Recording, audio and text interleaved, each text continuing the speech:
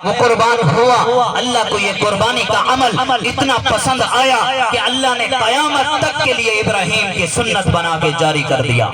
کہ جو اللہ کے نام پہ قربانی دیتا ہے اللہ اس کے نام کو مٹنے نہیں دیتا،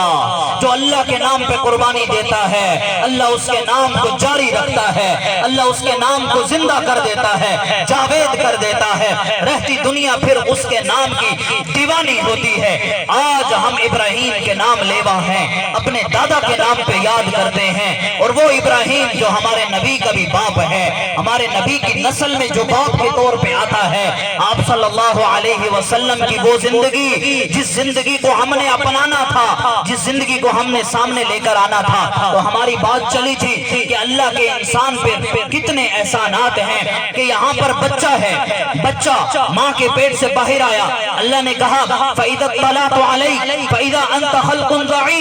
اے میرے بندے جب تو ماں کے پیٹ سے باہر آیا تھا میں نے دیکھا کہ تو بول نہیں سکتا، تو کاٹ نہیں سکتا، تو ہاتھ سے کوئی چیز پکڑ نہیں سکتا، تو پاؤں سے چل نہیں سکتا، تو دماغ سے سوچ نہیں سکتا، تو آنکھوں سے صحیح سے دیکھ نہیں سکتا، تو کمزور ہی کمزور تھا۔ ذرا سب اپنے بچپن کی حالت میں لوٹ جاؤ، اپنے بچپنے کی حالت میں لوٹ جاؤ اور اپنے آپ پر غور کرو کہ تمہاری زندگی کیسی ہوا کرتی تھی جب کچھ بھی نہیں تھا، جب بالکل بے بس اور لاچار تھے، جب ماں باپ کے محتاج تھے، اور وہ ماں باپ کہ اگر اللہ ماں باپ کے دلوں میں محبت نہ ڈالتا تو شاید میں اور آپ یہاں پر نہ بیٹھے ہوتے۔ جب ایک بچہ باہر آ گیا تو اس کو اب ماں باپ کی محبت کی ضرورت ہے۔ اگر ماں محبت نہ کرتی تو اس کو اٹھا کے فٹ پاتھ پر پھینک دیتی، سڑکوں پہ رلا دیتی۔ اگر باپ محبت نہ کرتا تو اس کے لیے کما کر نہ لاتا،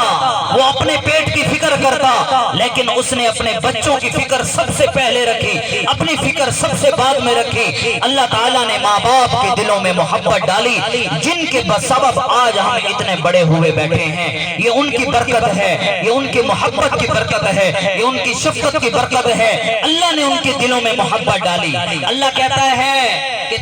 تیرے دانت نہیں تھے تو میں نے تیرے لیے دودھ کی 2 نہریں جاری کر دی جو تجھے سردیوں میں گرم دودھ مہیا کرتی اور گرمیوں میں ٹھنڈا دودھ مہیا کرتی۔ اتنے سارے احسان کرنے کے بعد اللہ کہتا ہے ابن آدم ما انصفتنی، تو نے میرے ساتھ انصاف نہیں کیا، تجھے چاہیے تھا کہ تو میرے سامنے سجدے میں پڑا رہتا کہ میرے حکم سے ہی تو دنیا میں آیا، میرے حکم سے ہی تو بڑا ہوا، میرے حکم سے ہی تجھے روزی ملی، میرے حکم سے ہی تیرے سارے کام بنے۔ لیکن آج جب نماز پڑھنے کا وقت آتا ہے تو ہم کہتے ہیں کہ ہمارے پاس بڑے کام ہیں، نماز پڑھنے کا ٹائم نہیں ہے۔ بعض لوگ کہہ رہے تھے کہ قربانی کیا کرتے ہو، قربانی کی جگہ پہ تم تھوڑے بہت پیسے جمع کر کے لوگوں کی مدد کر دو، واٹر کولر لگوا دو، یہ کر دو وہ کر دو۔ ارے بھائیو اللہ کا حکم ہے، اللہ کو یہ پسند ہے کہ میرے نام پہ خون بہایا جائے۔ جب اس نے طے کر دیا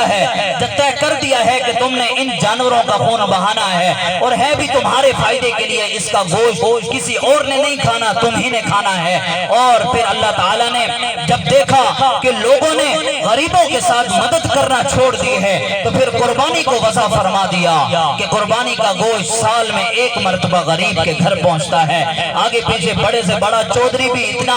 جرأت مند نہیں ہوتا کہ وہ کسی غریب کے گھر جا کر گوشت پہنچا دے اور ان کی مدد کر دے، لیکن قربانی کا یہ واحد موقع ہے جس میں اللہ تعالیٰ نے غریبوں کا بھی حق رکھا ہے۔ اور محترم بھائیو، اللہ کا حکم سب سے مقدم چیز ہے، رسول اللہ صلی اللہ علیہ وسلم کی زندگی کو اپنانا سب سے پہلی اور مقدم چیز ہے کہ اس کے بغیر انسان کی ناکامیابی ممکن نہیں ہے۔ آج ہم